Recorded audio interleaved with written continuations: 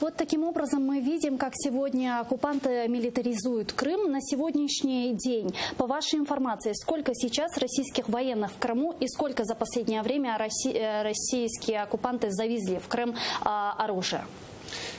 Після окупації Кримського півострова Росія значно посилила своє угруповання військ.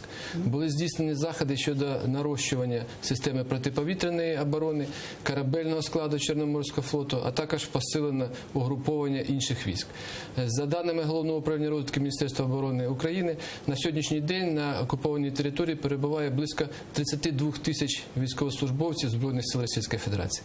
Крім того, за цей час були посилені протиповітряна оборона за рахунок введення на територію Криму новітніх комплексів С-300, С-400, Панцер С-1.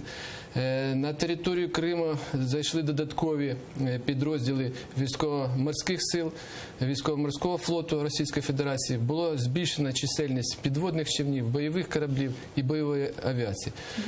Таким чином вживаються заходи щодо планового нарощування угруповання військ і повної мілітаризації Кримського півострова.